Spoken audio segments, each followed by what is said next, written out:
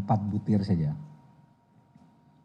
Butir keempat, Satgas TPPU terdiri atas tim pengarah, tim pelaksana, dan kelompok kerja.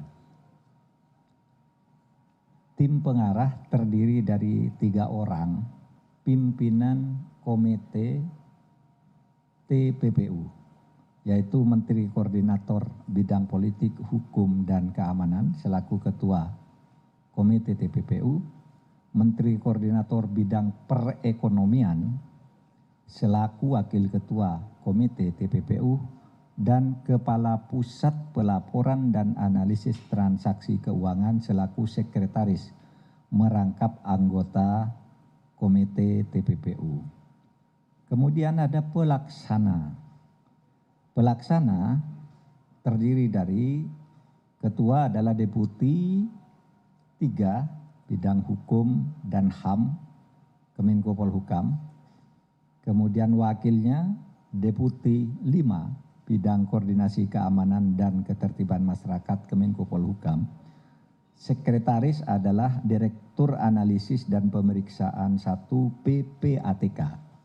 Adapun anggotanya 1 Dirjen Pajak Kementerian Keuangan, 2 Dirjen Bea Cukai Kementerian Keuangan, 3 Irjen Kementerian Keuangan, 4 Jaksa Agung Muda Bidang Tindak Pidana Khusus Kejaksaan Agung Republik Indonesia, 5 Wakil Kepala Badan Reserse Kriminal, Wakil Kabareskrim Polri, kemudian yang ke-6 Deputi Bidang Kontra Intelijen BIN, dan yang ke-7 adalah Deputi Analisis dan Pemeriksaan Pusat Pelaporan dan Analisis Transaksi Keuangan.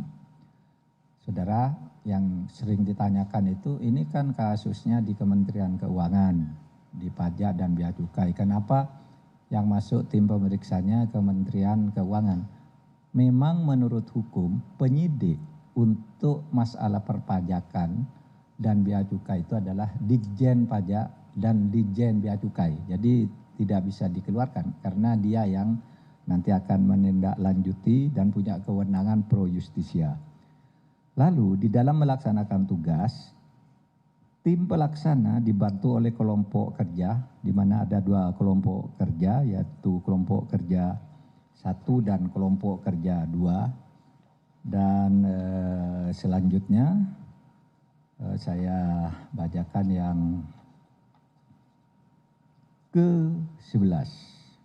Nah ini, dalam melaksanakan tugasnya, Satgas TPPU didukung oleh tenaga ahli di bidang tindak pidana pencucian uang, korupsi dan perekonomian, kepabeanan, cukai, dan perpajakan yang terdiri atas 1.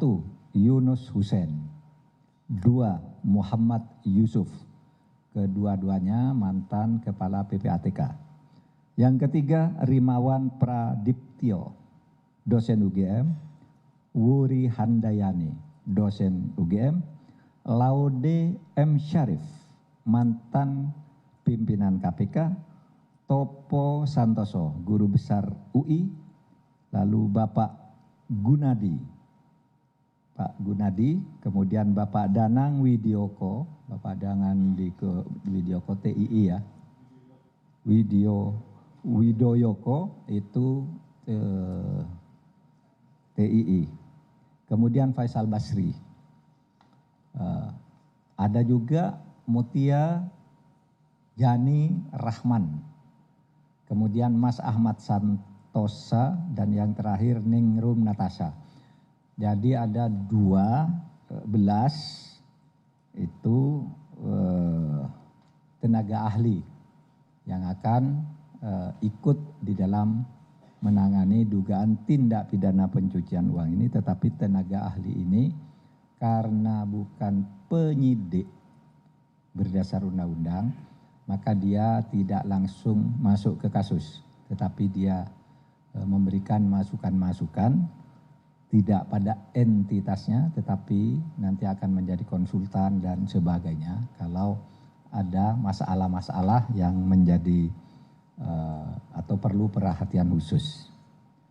Itu saja pengumuman saya sebagai tindak lanjut yang sudah dibicarakan antara Kemenko Polhukam, Kemenko Keuangan, Kemenko, Kementerian Keuangan, dan PPATK setelah Lebaran, dan ini hasilnya tadi sudah saya umumkan.